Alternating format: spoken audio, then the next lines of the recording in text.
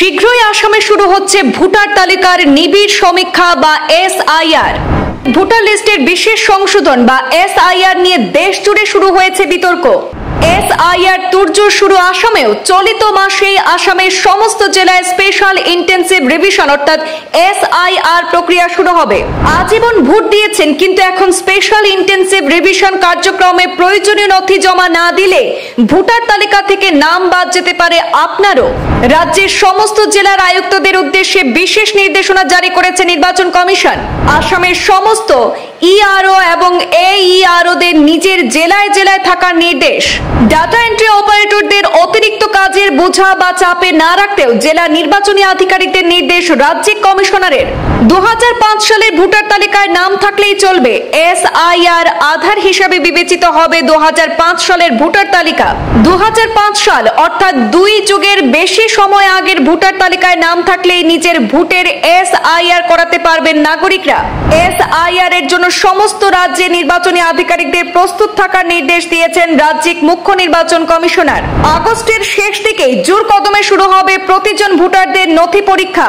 Voter তালিকায় নিবিড় সমীক্ষায় জমা দিতে হবে 11টি গুরুত্বপূর্ণ নথির মধ্যে যে কোনো একটি। সময় মতো ফর্ম ভরে প্রয়োজনীয় নথিপত্র জমা না দিলে চিরতরে ভোটাধিকার হারাবেন নাগরিকরা। দেশের ভোটার হয়ে থাকতে চাইলে এসআইআর এর বিষয়ে অবশ্যই জেনে নিতে হবে ভোটারদের। নির্দিষ্ট সময় অন্তরে কমিশন এই নিবিড় সমীক্ষা করবে। ভোটার তালিকায় থাকা নামের মধ্যে থাকা মৃত ব্যক্তি বা কারা অন্যত্র চলে গিয়েছেন, কারা ভুয়ো, গভীরে গিয়ে তা সমীক্ষা করবে নির্বাচন কমিশন। তারপরে তৈরি হবে সংশোধিত তালিকা। বিতর্কিত এই এসআইআর করতে কি কি নথি থাকা প্রয়োজন, চলুন সে ব্যাপারে কিছু জেনে নেব।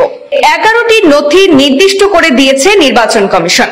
অন্যান্য রাজ্যেও এসআইআর হলে নথির সংখ্যা একই থাকবে বলেই মনে করছেন এই প্রক্রিয়ার সঙ্গে জড়িত আধিকারিকরা। কারণ তা না হলে কমিশনের নিরপেক্ষতা নিয়ে প্রশ্ন উঠবে। যে 11টি নথির কথা বলা হয়েছে, চলুন সেগুলি কি কি একবার জেনে নেওয়া যায়। আপনি কেন্দ্রীয় বা রাজ্য সরকারি কর্মচারী বা অবসরপ্রাপ্ত কর্মচারী হলে আপনার সেই পরিচয়পত্র।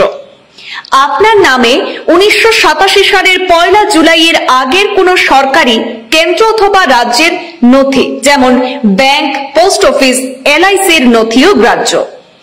জন্মের শংসাপত্র, বৈধ পাসপোর্ট, যে কোনো বোর্ড বা বিশ্ববিদ্যালয় থেকে পাওয়া শিক্ষা সংক্রান্ত শংসাপত্র যেখানে জন্মের সাল এবং তারিখের উল্লেখ রয়েছে। তফসিলি জাতি, উপজাতি এবং অন্যান্য অনগ্রসর শ্রেণীভুক্ত হলে তার শংসাপত্র। জাতীয় নাগরিক পঞ্জি বা এনআরসি তালিকায় নাম। বনাঞ্চলের অধিকারের শংসাপত্র। রাজ্য সরকার বা স্থানীয় প্রশাসনের তৈরি করা পারিবারিক রেজিস্টার।